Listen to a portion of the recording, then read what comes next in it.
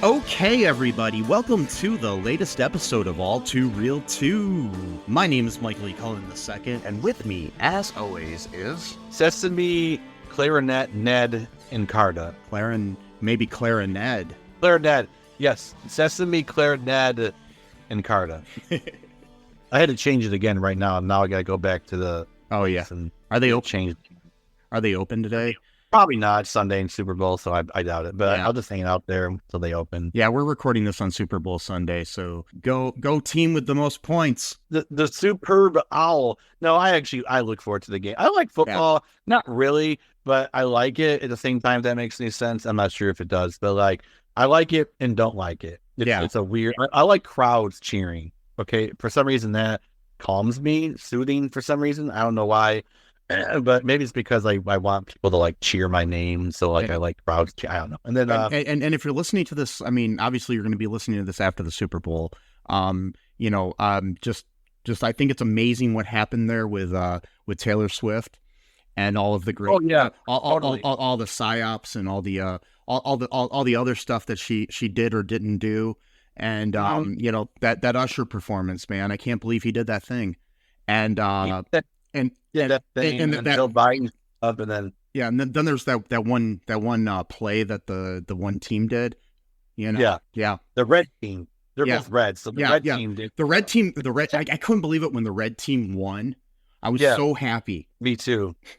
or sad depending on which one you like. Yes, I'm rooting for the 49ers. I'm still really pissed off the Lions lost. I'm so mad at them because man, the Lions have not been that close to the Super Bowl, and they said like since the history of the Super Bowl, I think, and then they didn't even get to the championship game. So you see, the championship used to be the big game, and then they added the Super Bowl like in like the 1960s. So like the Lions, they won the championship a bunch of times. Cleveland Browns, they did the same thing, and then once they did the Super Bowl, neither team it's like a curse was on both teams. Like they've never been to the Super Bowl. They both have been to the championship game, but they've lost each time. The Browns lost. I think it was in the 80s. That was the last time they got that far. Then they lost to a really stupid play that ruined the whole game for them. It was against, I think, the Denver Broncos. They always lose against the Broncos. I don't know why. Anyway, so I seem to know a lot about football while claiming that I don't, which is weird. I don't know. I know absolutely nothing, so it's okay. I know the team names and some of their histories, but beyond that, I don't care. I'm not even going to watch the Super Bowl, so... You're not going to watch. You're going to watch the superb owl instead. Yes, that's what you're going to watch. You're going to watch this owl just hooting around all. I'm going to watch the gigantic dish. There you go. Yeah, that's cool. And when it comes to Super Bowls and other kind of games and parties, more often than not, alcoholic beverages are served. And I've heard it's important. It's important to drink responsibly. Of course, a lot of states now marijuana is legal, so that might also be passed around as a party gift. I don't know. Hopefully not cocaine because that's illegal and also very dangerous. But for the most part, most people aren't going to be watching the Super Bowl with cocaine. Come on. But that's why I watch it with crystal meth. And wait. They're going to be doing much cooler shit if they're using cocaine. Come on, let's be real. They're going to start a business or some shit like that. Like, dude, what if we decided to like start our own jet ski? Sorry, I'm thinking of Loki because I finally finished Loki. That's another update. Finally finished Loki after like 3 months of not watching it. Nice. Holy shit. Those last 3 episodes were fucking fantastic. Wow. They were superb. Wow.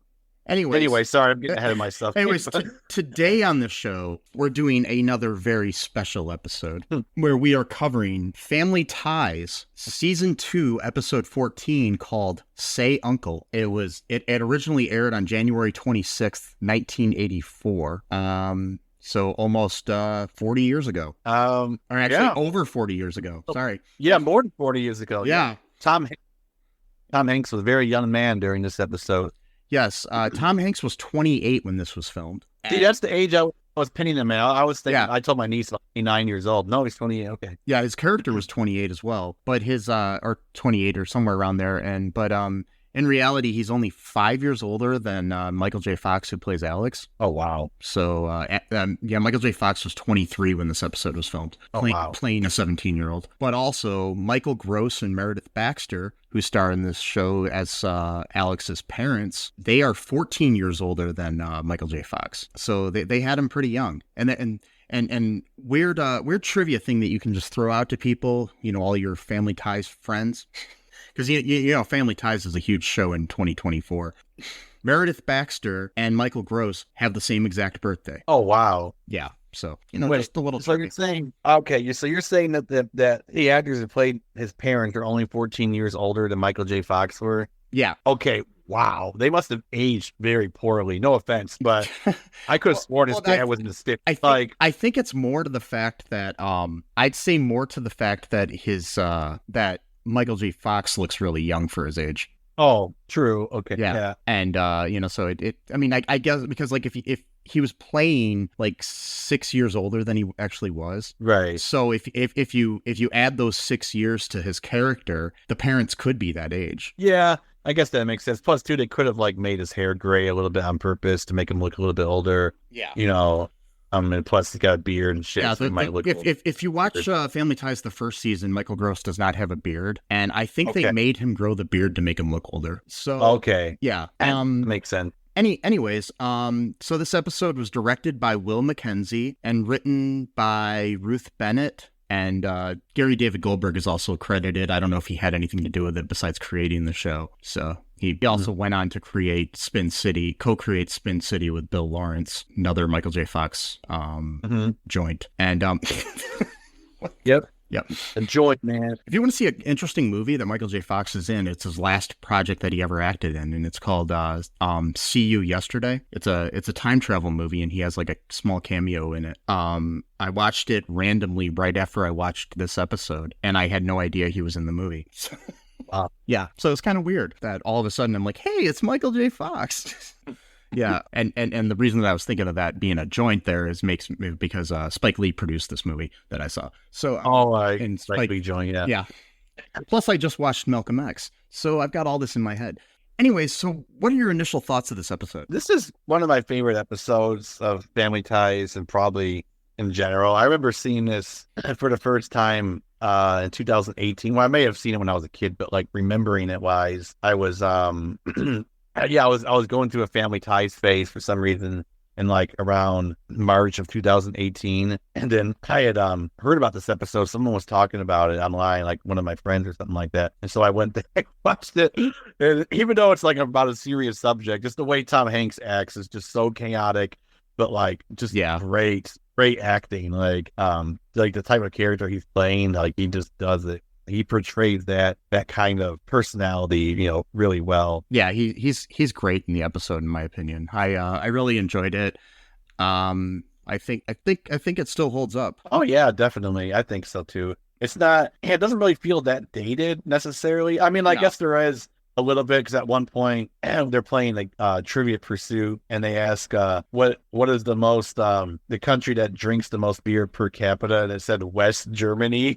Yeah, which doesn't exist anymore. Yeah, so yeah, I mean, there are a few dated references in there, I've seen, and everything, but I think it still holds up. So what goes down in this episode here? Oh boy, quite a bit in a short time span. So the episode begins with Jennifer. She's the youngest daughter. Is practicing her clarinet and just absolutely horrible. And him and his mom and Mallory are cutting up vegetables for dinner. And Alex is like having like a full on like meltdown, like I can't take it anymore type of thing. And Mallory reminded him that he was so bad at the accordion that it drove his music instructor into a mental health crisis that resulted in them being institutionalized. And then they play us off for laughs, like a funny thing, like, ah, ha, ha. You're in the singing silence. So funny, right? Get it? Mental health is funny, right? And then he deflects responsibility by stating that his teacher already had mental health problems before he tormented them into insanity with this rendition of Lady of Spain. We'll as we go into the episode, we'll see that this type of skirting responsibility of one's actions is likely genetic, because we'll see Uncle Ned coming. Mm-hmm. So it seems like, not only is addiction genetic, but it seems like this also is maybe part of that, which also might, that might underscore why, Alex is a hardcore conservative. Anyway, sorry, but so that's a no. Well, I think mainly this is just, I think the whole, in a way, this show was, even though he's a kid, it was kind of like the reverse, reverse All in the Family or something. Oh, it's the rebellion factor. Yeah. You're gonna go against parents no matter what they believe, right? So plus it was Reagan's America at the time. So yeah, it was Reagan. Yeah. So Alex has a severely unhealthy obsession with his uncle, to the point of maybe that should be addressed in therapy, perhaps. Yeah. I know this time where therapy wasn't really utilized by many people unless they had like severe mental problems, but now that's becoming a little bit more normalized. Anyway, so it's fine to look up to someone. I mean, we all have idols and people we look up to and stuff, but his reaction to his Uncle Ned coming over is more of that of an attention-starved child, not a 17-year-old high school student of his caliber. I mean, he's going to be valedictorian and shit like that. He's got plans to run his own business, become rich and famous, all this stuff, and he's like acting like some 5-year-old. Yeah. He's also been pestering his dad to get Ned a job interview at his company. I'm not sure where he works. I forgot that aspect of the show. The dad works at WKS, which is a PBS affiliate. Oh, okay. Yeah, and I guess they're looking for somebody for like they're looking for a financial analyst for one of the local newscasts, which is according to them is the top ranked newscast in Columbus. So oh wow, well There you go. Okay. And so Ned has been unemployed for about a year or two at this point, because he works in finance, and he was actually like pretty high on the hierarchy chain. Yeah, and he appeared in an episode in the first season too. So he's like, oh, he did. Okay. Two seasons. Yeah, in the first episode there was like this whole FBI sting and stuff like that, trying to find him and everything. So yeah. So Ned basically committed a crime, but he did it for the right reasons. So at his last job, he was Alex says he was vice president, but later on, Ned said he was junior vice president. So I'm not sure if that's the same thing or if that was like a writing mistake. I'm not quite sure. Or it could just be that he said vice president, but it's junior vice president and vice president, kind of the same thing. Yeah. Right. Could be like the whole like assistant to the manager, assistant manager type of thing from the office. Like, you know what I mean? Like, they matter. So what Ned did was his company he worked for was going to do a merger with another huge corporation, and they weren't going to really tell, I guess, any of the employees, and a lot of people were going to basically get fired because of this merger. And so Ned decided to hide $4.5 million into like a company computer or some kind of data server. I'm not really sure. And in order to stop it, which seems kind of weird, because like even in the 1980s, $4.5 million was not that much money for a corporation. So yeah, I'm not really sure that would have prevented them from doing the merger. Like, but yeah, I guess it depends on how big the company was too. Yeah, that's true. So this pretty much got him a felony, or at least maybe he got off without a felony. Basically, he's kind of like on a blacklist now. Like nobody hired this guy for finances, even though he's like, according to Alex, again, because Alex has like an unhealthy obsession with them, that he spoke in front of the World Bank at one point. That's kind of a big deal. I mean, you're talking to the World Bank, you're not just some analyst. You're someone who's up and coming, or someone who's already there. And which is weird to me, because in this show, Alex is a Reaganite capitalist. So I find it odd that he's happy and proud of his uncle for essentially doing a revolutionary act that can almost be seen as like progressive and socialist in the aspect of like, hey man, I'm gonna fuck this corporation over because they're trying to screw the workers. Whereas Reagan, that was kind of his whole thing, and Alex likes Reagan. Anyway, okay. Or maybe it's just because he loves Ned so much that he's willing to look past his own political beliefs because he idolizes Ned so much. Could be that. I don't know. Yeah. Anyway, so what else happens after this? I kind of went over a little bit here from the beginning. Okay, so Ned, he comes in to the house. Everybody's excited after Jennifer was thrown out of the house to play her clarinet outside, for some reason. Ned dark. Ned comes in and he arrives with the Keatons are there with their arms wide open for him, but he's got 2 garbage bags in his arms for some reason. Yeah, I don't know what that was. I don't understand why he has 2 trash bags. I don't know if his clothes were in those or what it was. But so they all like catch up on these old times. Steven reminds him that there's this lucrative job at WKS. And Ned is kind of excited because, maybe he can get his life back on track or something. He seems like, and he wants to celebrate with some beer. 5 fucking cans to start. Like anyone didn't see this problem to begin with is what I'm trying to say. Okay. Yeah. Like they didn't bat an eye that he's like, tells Alex like, and then he's like, all right, put this one back in the fridge. I'm taking the 5. I'm like, okay. I mean, that's funny. That's funny when somebody's got a cake and you take one slice out and then take the rest of the cake, but not when you're. Yeah, it's hilarious, isn't it? Yeah. Yeah. And so the night before the interview, they go out and they're playing like Trivial Pursuit and games and stuff like that. And and his beer consumption just keeps getting more and more as they're playing this, and but it's no big deal, no big deal. No, it's just fun. It's just having fun. Yeah. It's a celebration. Mm-hmm. Just drinking because drinking a lot of beer helps you play Trivial Pursuit in the 80s. It does. You have to. You got to get a good bug going to. You know what else? You know what else helps you play Trivial Pursuit? Yeah. If you're really bored and it's before the internet and you have the box there. Or before you have like a lot of access to the internet and you're like really weird like I am, and you take all the cards and you memorize all the answers. Oh, of course. I went through my Trivia Pursuit that I had. I literally memorized every answer to it. And then when we would play, I would win every time. Hey, there's no rule against learning. No, right? There isn't. It's basically research. It is. You're not really cheating. You're just studying essentially. Yeah. It's like, what else is completely healthy and normal, though, is the fact that Ned literally finds any excuse he can have to drink and keeps saying celebration. Or when it's like, hey, I have a hangnail. Let's have a beer. Oh, like, what? Yeah, it's like his excuses get more and more like ridiculous as the episode. Like there's no context for him whatsoever. And like, so they're playing Trivial Pursuit, and then I mentioned earlier about how he got the answer wrong about West Germany. And he's like, oh, well, they got us beat there. Oh, it's our patriotic duty to have another beer. It's like, is it? Is it? Right? I don't know. They also have us beat on Holocausts, too. Did we have to compete with them that way, too? I mean, excellent.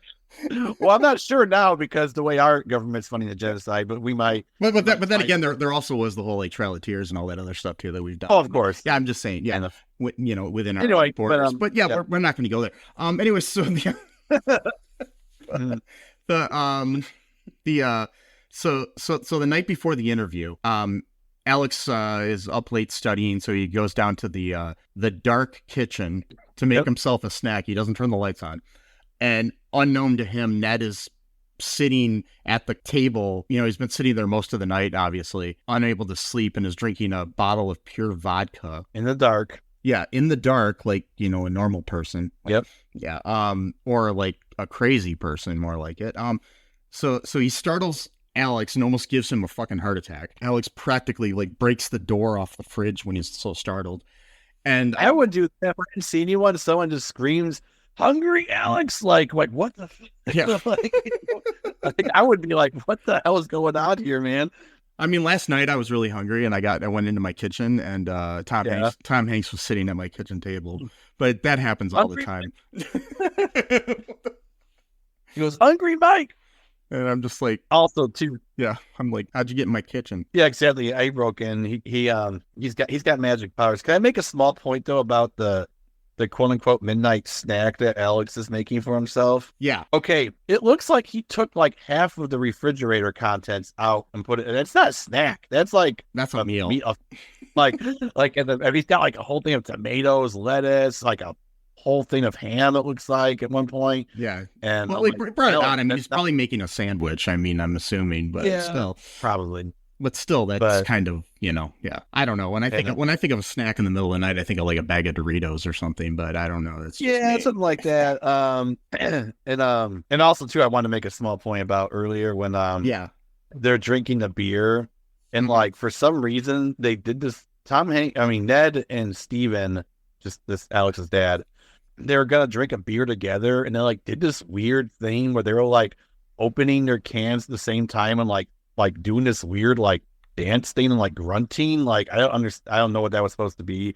It was just really uncomfortable to watch because like I don't know if they were like it was supposed to be like them joking about the fact that they're drinking. Like I don't know if that was part of the joke or whatever. Yeah, I don't know because I don't drink. So well, it's just like the way they're like just like it was weird. Like I don't know who wrote that in, or maybe that was an improvised thing with Tom Hanks and Michael Gross. Yeah. By the way, also he's in all those Tremor movies. Oh yeah, Tremors. Michael Gross is awesome. So yeah, which you might want to check out our episode from 2020 where we did Tremors 2, I think is what it was. That one's I think one of our lost episodes. So yeah, oh no, damn it. I'll have to look and see because I don't think we ever released it because I think the file became corrupted. So man, that sucks. That was a really good one too. Oh well. Sometimes lightning can strike twice, so maybe we'll re-record it in a couple of years or something. A couple of years from now, whatever. By the time I forget what the movie's about. Exactly. Anyways, those are just my little side notes. Yeah. That I want. So while they're there, Ned offers to, it's like let's go on for a beer run, at 2 a.m. Right. Yeah. Let's Ned, you need help. Is what I'm got written in my notes. Yeah. So yeah. So then he goes and he raids the pantry in a desperate attempt to consume anything that's in there with alcohol. Mm-hmm. First, he finds he brings like all of the containers that have alcohol in it, like some artichokes and some maraschino cherries, and then he downs a whole bottle of vanilla extract, which has alcohol in it. Apparently, and he says because it might not be Miller time, but it's vanilla time. Oh God, I love that line. That's like my favorite line. I'm gonna say that now. But before that, though, so I wanted to mention really quick that he asked Alex on 2 separate occasions within a 30-second time span to drink with them. Yeah, Alex is 7 years old. He's a minor. And he says, "Come have a drink with me. It'll make you feel better." And then Alex is like, "No." And then he's like, "Why are you up so late?" And he's like, "Oh, I got an economics exam." Then Ned says, "Oh, that calls for another beer." What? Why would having an economics exam? Why would your nephew having an economics exam call for you to drink another beer? That's what I'm saying. Now the excuses make no sense. Like oh, it snowed outside. Might as well drink some vodka. Like what? Like what's the connection? I don't know.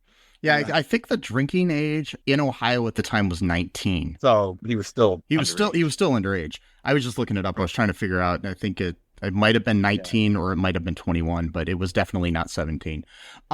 So I mean, he's sitting there trying to, entice his underage nephew again, who idolizes him, with an addictive substance that is illegal for him to consume at that age. It's not good, Ned. Come on. Yeah. Like, want to throw your own life away? I guess go ahead, but don't try to rope Alex into this, man. And then he offers to help Alex with his economics exam, because this is something he knows about. But Alex declines because he's like, noticing that Ned is drunk. And then, when he declines politely, Ned grows completely hostile and goes on this rant about how he thinks that Alex doesn't think he has it anymore, and and screams at him for all of his failures and stuff. And he's basically like blaming everybody else. And then he's like saying that he's just like, like a goody like his mom and all this other shit. So it's like you're trying to tell me what to do. And the other thing too is he keeps referring to it himself as Uncle Ned like 5 times during this rant. Yeah. Like it's weird to say like you don't like me anymore.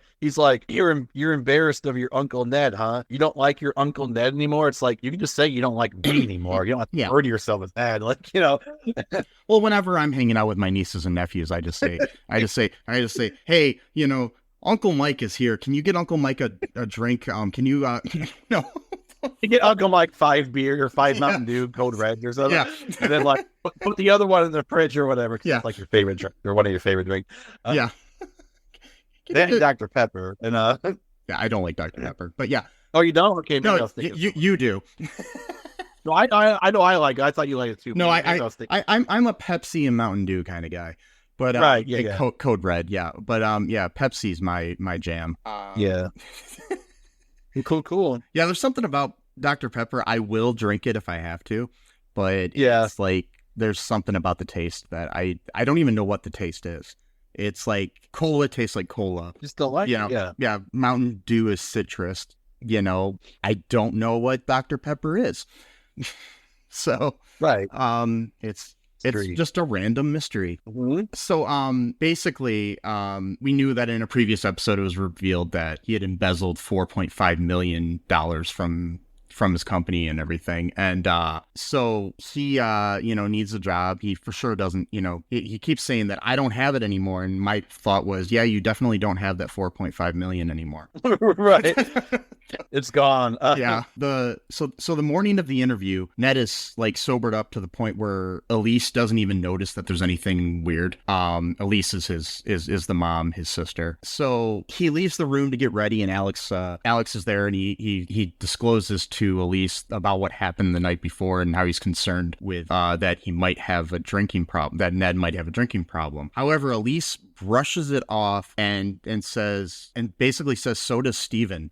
So now, she's implying that her husband is, and I'm just like, and like Steven brushes it off too. And, she's like, yeah, whatever. Yeah. And it's just like, I'm like, my response when I watched it, I actually just said to the TV, great parenting there, hippies. Anyway, so, or former hippies, because now they're middle class.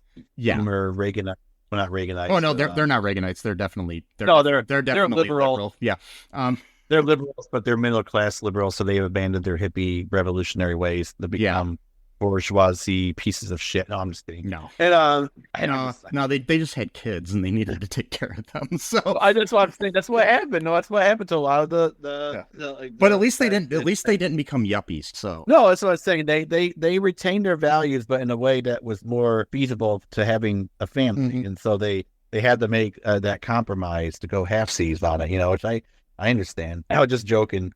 But like the way Ned acts though is that like he is like completely manic. Like he's jumping from total elation to anger to making jokes to crying all within like a minute time span. Like he is not doing well at all. And like at one point, I don't even think he understands what reality is, because he first tells Alex to leave the kitchen of his own home because he's irritating him. And then he's like, no, you know what? Fine, I'll leave. I'm going to go out. And then he yells taxi at the top of his lungs inside the kitchen. Yeah, I wasn't sure if he was trying to be funny or if he seriously thought that he could call a taxi. I don't know. He looked like he was serious. I don't know. And then the other thing too about that, okay, so I know I'm kind of being picky here, but like, how is none of the rest of the family hearing what's going on right now during this whole thing? Like, Ned is like some chairs around. He's like, It's a little known fact about the Keaton house.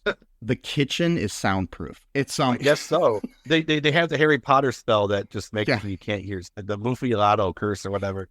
Yeah. Because Ned's screaming taxi, he's throwing chairs around, he's like threatening Alex, acting very menacing and aggressive towards them.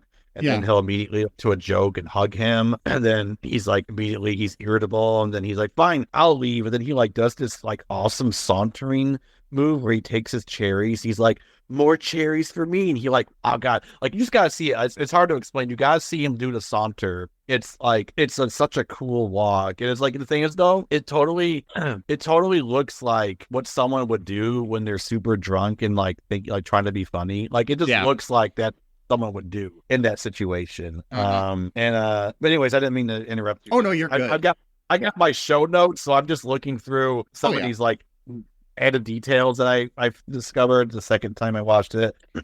So then Ned comes back in.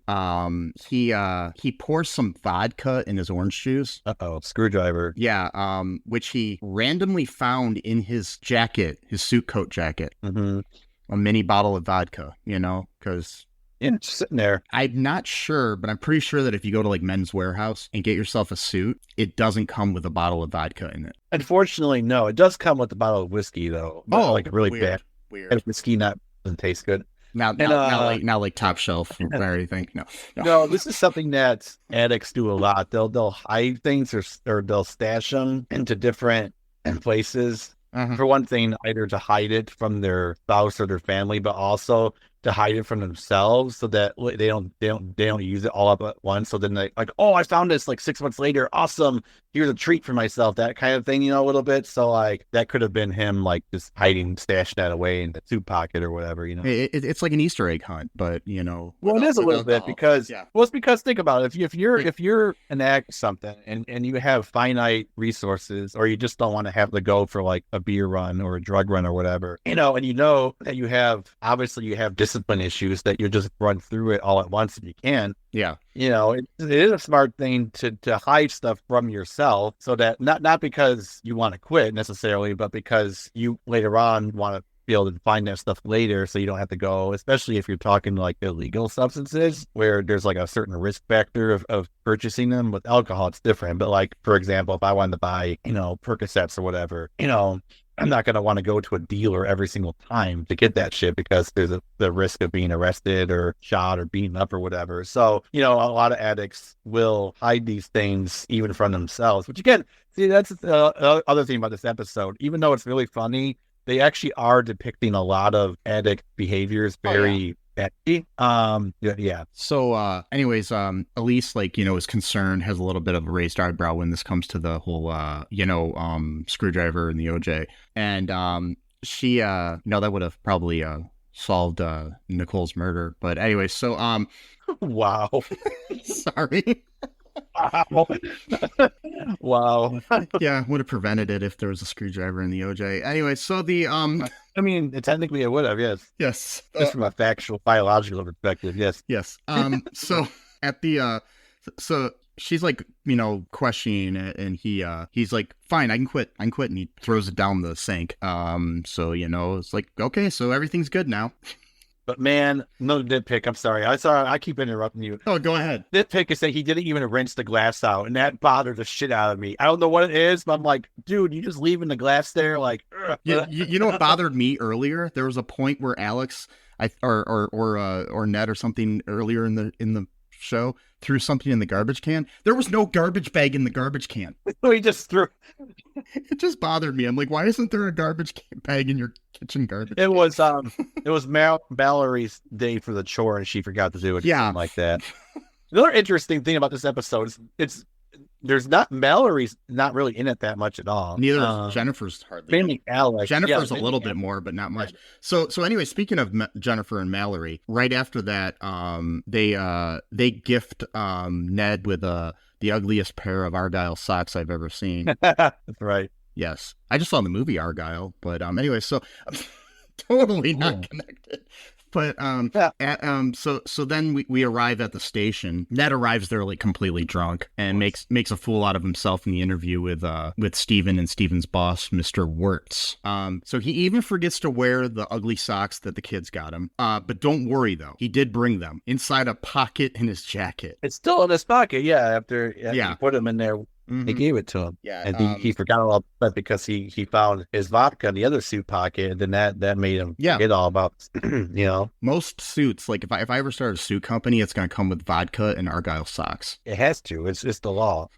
And I'm going to I'm call the suit the Uncle Ned. We call it Ned's Law, or suit. Anyway, so he like, you know, totally like creates a bunch of havoc in the meeting, throwing chairs around and trying to play his niece's clarinet at one time, crawling under the boss's desk and another, etc. You know, it's just like totally like a manic behavior. Like he's pushing the boss to the side so he could sit in the front of the desk, like acting like he's the boss. At one point, he sits next to Mr. Wirtz, and then he pretends that the two of them are interviewing Steven for a job, even though Steven already works there and he's the one that got the interview for Ned in the place. He's just going nuts. Like he's like screaming at one point. He accuses Mr. Wirtz of goofing around, that he has to take things seriously. It's like, dude, read the room, man. Like, what are you talking about? And Wirtz like basically ends the thing, and Ned's acting like, you know, he's the one that's gonna, you know, make the decision. So he says, I'll let you know in a few days to Mr. Wirtz about the interview. And I'm just like, okay. And he totally, you know, embarrasses Steven, and Mr. Wirtz is like very pissed off. So, yeah. I would swear to God, I would never. Okay, maybe I would if they were having like a severe mental health crisis, but I wouldn't even talk to someone again if they did that to me and embarrassed me like that. Yeah. Like I'd be like, dude, we're done, man. Yeah. I was like, I don't care if you're my wife's brother. I'm not going to talk to you again. Like that was hard to watch, man. Like he was acting so manic and so just unhinged. I mean, like, again, you gotta watch the episode yourself to really see his acting, because again, his acting is so chaotic in this episode. But again, it kind of because like there are like they call like the happy drunk or the jokey drunk. Yeah. So that's kind of like his personality, is like everything is a joke basically when he's drunk. But then those mood swings can happen too, where it's like it can snap into like anger, depression, or whatever, you know. So he's sort of being like, I'm the funny uncle who likes to party. That's kind of his personality, you know? Yeah. So after this all, Ned comes home, comes back to the Keaton's house, I should say. And he acts basically like there was nothing wrong. Like things went. He killed the interview, man. He did it good. Yeah. And so then Steven comes home and basically makes his brother-in-law realize what happened and what he had done. And I've never been drunk myself, but I have a question. Can it make you think things happened a way different than they actually have? See, I don't know. That's the part too I was wondering, because I've never been drunk either. Well, no, I was drunk one time, but it was by accident because I had it was 4th of July in 2015. I got a good memory about weird dates. Okay, it's my mind keeps like that. So it was 4th of July 2015, and we had some whiskey, and I put like a double or triple shot into like a big thing because I was gonna drink it over like a long period of time. And then I had some Dr. Pepper with me, but the Dr. Pepper was flat. And so it tasted like shit. Then I felt bad. Like, well, I just wasted all this alcohol. I might as well drink it as fast as I can because I hate the taste.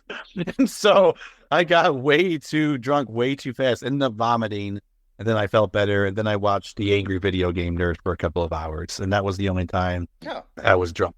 That's an interesting little story. Yeah. Yeah, that's what you do. But yeah, I mean, the thing is, like, I've heard of people blacking out, but I don't know if I've really heard much of people like completely remembering things completely different than they happened, you know? That just sounds like a personality thing more so than an actual alcohol. I mean, I don't know, again, 'cause I don't know. It could happen. It could. I mean, it just depends on how your brain and body responds to alcohol as well. Plus, there's different types of alcohol too that can actually cause like minor hallucinations or like their dreamlike states, like absinthe, for example. That can do that. But like the other thing too, I wrote down is, so he brought a bottle of champagne to quote celebrate because he thought he killed the interview. Yeah, and he told Alex to open it for him. And I wrote this because this is a serious question. Is Ned trying to groom Alex into alcoholism? He's always asking Alex to be the one who serves the alcoholic. Every single time it's Alex.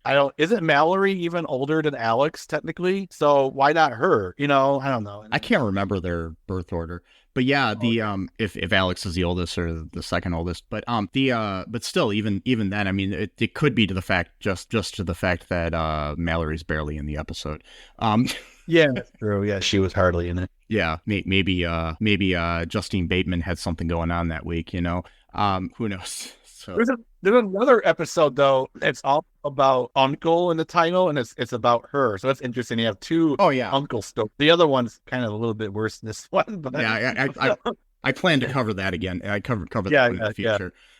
So anyways, we got this, he basically tells him, what happened, Steven does. And then, Ned lapses into this rant about how he never had a realistic chance of getting the job, which Steven basically says is not true. And it's kind of implied that he was going to get the job until he blew it. So, right.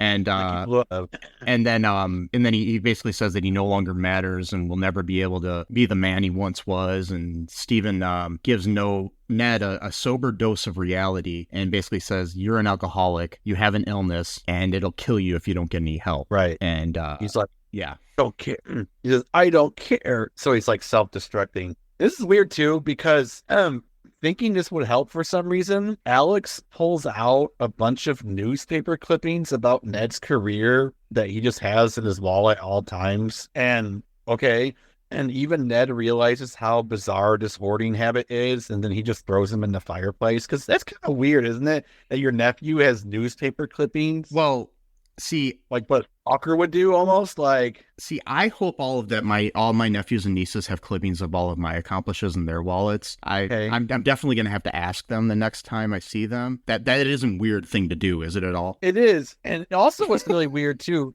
Going back to the unhealthy obsession that Alex has with Ned, which is, Ned's not being a great role model, is that, when he was trying to, quote unquote, hint to his father to get Ned the job interview, he wallpapered his parents' bedroom with Ned's resume. That's concerning behavior. Like, that's like, I think mental health issues. That may have been an exaggeration, though. No, it's not. My headcanon it happened.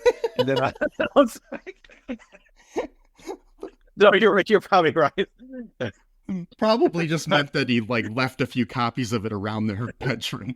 But nope, it happened. Okay, it happened. He walked in the whole bedroom. That's a big resume if you think about it. Like, wow, how many jobs this guy had? Like, I was assuming if they did actually wallpaper the room, there was probably several copies of the resume. Oh, shit. That would be. Yeah.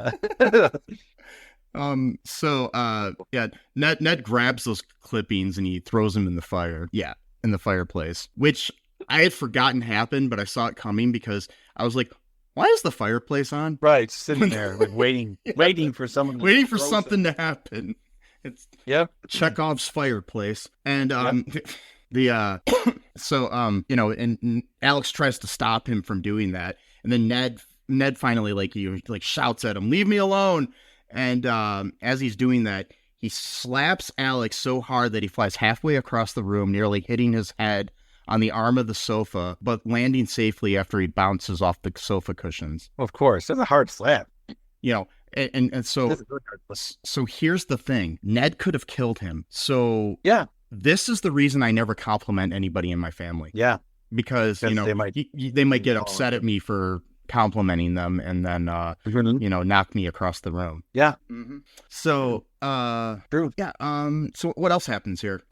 Steven basically says, either he gets some help or he's just pretty much out of the family, he's not welcome in the home anymore. And then so Ned does the very special episode type of thing where they do where there's silence instead of the immediate theme song of the show at the end. He calls AA on this really bright yellow telephone they have for some reason. And then he cracks another joke. He's like, would you be interested in subscribing to the Columbus Dispatch or some kind of newspaper? Yeah. And they're kind of looking at him come on, Ned, be serious. And then he's like, my name is Ned Donnelly and I have a drinking problem, as he cries, and then freeze frames. And then there's no music for 10 seconds. Then it goes into the theme song.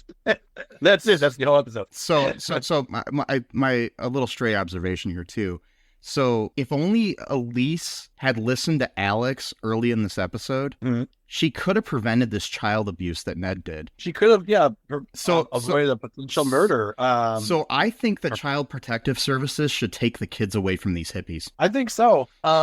You could take the hippie out of the commune, but you can't take the commune out of the hippie, So, they might live a middle class, life and have good paying jobs. That's the other thing too that always makes me sad about these shows from the 80s is that their lifestyle is so good in comparison to most people's now for the jobs that they had and the pay that they received for their jobs. Yeah, but even then I think it was glorified for what it was, because I think more families in the 80s were the family in Roseanne than they were the Huxtables on Cosby Show or something, Probably, yeah. Yeah. So my final thoughts here on this episode too is that we have this happy ending, maybe, because we never see Ned again on the show. So my theory is that either he got so much better that he became rich and forgot about his family, or he died of alcoholism in a gutter somewhere, babbling about how his weird nephew used to save clippings of him in his wallet. They'd be like, "Sure, buddy." He's like, "No, he did. He had all these newspapers. Look, I threw him in the fireplace. I can't show you to him now, and there's no internet format, so I can't print them out for you. But that would be sad. Or a third option is that he went Buddhist and then joined a monastery, and he's like just dedicated his life to like meditation and like just living peacefully along with nature and with the Buddha nature. And to pay Alex back, he has a shrine to Alex at this temple. Yeah, he makes a shrine out. Yeah. And then he offers a shrine alcoholic beverages in order to groom him into alcohols. It's like in Major League that like when Sorrento gives rum to that Joe Boo. Joe Boo? Yeah. Joe Boo? Yeah. And then the pitcher drinks the rum and he ends up getting a fucking baseball bat thrown at his face. Yeah. Like, there you go. You fucked with Joe Boo's gift, okay? That was for him. Do you...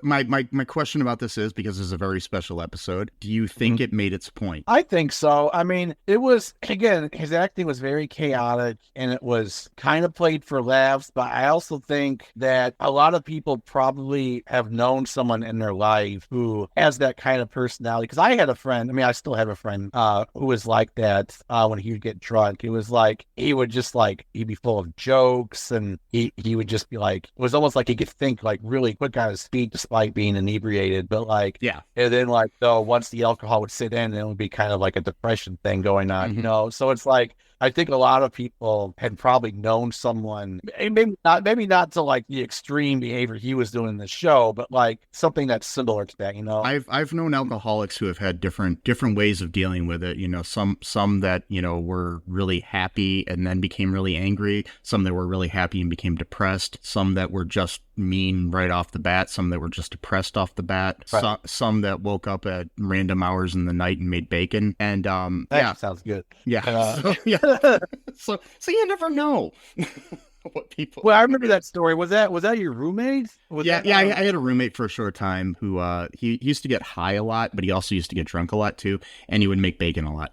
So this was ages ago. So yeah, weird times. But yeah, I think it worked, and I think it does kind of hold up. It might be a little bit funny version of alcoholism, but I think it does prove the point that, you're better than alcohol, as a person. You need to get past it and stuff. Right. So, yeah. All right. You think it'd be all right if I were to post like these show notes on our page, like after the episode, like just like if you wanted to read my notes or whatever? Actually, here's an idea. Why doesn't everybody check out our Patreon? And I'm going to add that as a perk. There we go. You got to pay for it. Sorry. Yeah. So if you give us even just $1 a month, one of the perks you get is you can get Sesame and maybe my notes for our episodes. We hate to dangle in front of you, but we do a lot of stuff for free. So we need to get paid something. Mm-hmm. So yeah, it'd be a good benefit if you're interested in that. If there's any other kind of perks you would like for us to add to our Patreon, just send me a message at mike@cullenpark.com. Also,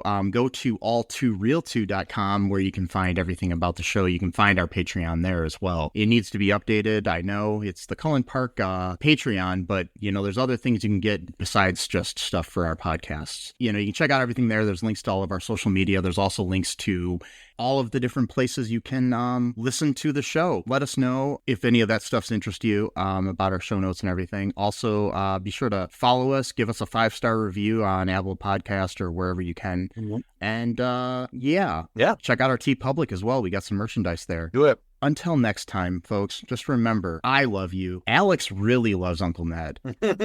And Sesame loves you. And until next time, bye-bye. Thanks for listening to All Too Real 2 podcast, a Cullen Park production. Produced and edited by Michael E. Cullen II. Music by Matthew Hawes. Subscribe and share the show. Visit us at cullenpark.com.